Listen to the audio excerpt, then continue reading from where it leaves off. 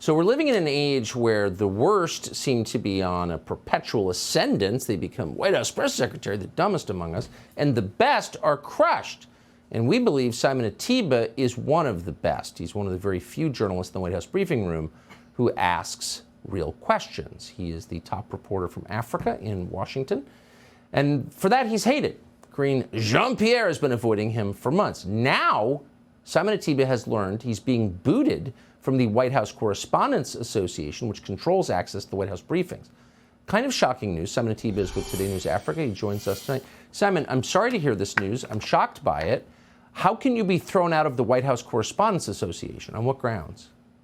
Okay, thank you for having me, Tucker. Thank you for having me on the show. And thank you for releasing the videos of the January 6th that show that we didn't have the full story. And I just want to thank you personally for that. Of course. Thank you. So the White House Correspondents Association has decided that I'm not worth it. I'm not supposed to be a member of the association. They refuse to renew my membership. They are trying to help the press secretary, Jean-Pierre, because when you do the right thing, when you ask the right questions, they try to silence you, they try to censor you. And the only thing they are doing to me right now is trying to punish me for trying to be a real journalist, for asking the question that the American people really care about. And it's shameful, it's a disgrace. And the president of the White House Correspondents Association, Tamara Kidd, who worked for NPR, a publicly funded media organization, should be ashamed of herself. Absolutely ashamed of herself. So you, NPR's correspondent, its fake reporter, is colluding with the White House press secretary to throw the one guy in the room out who asked real questions. That's what you're saying. Yes, exactly.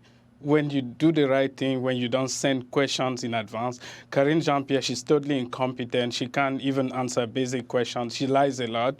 She's lied repeatedly about the classified document, about other things. When you ask those questions, when you press for the truth, they silence you. I never believed that this could happen to me in the United States.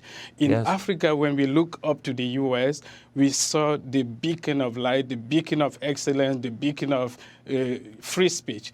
But here I am, right in the White House, in the most powerful house in the world, being censored, being punished by Tamara Kidd of NPR, the WACA, who are totally incompetent and colluding with the White House to punish someone who is doing the right thing. It's unbelievable. The state broadcaster, NPR, is colluding with the state to shut down free speech. It's just, I wonder if NPR's media correspondent will cover this story. Simon Ateba, we are blessed by your presence on this show. Thank you. And I'm sorry. Thank you.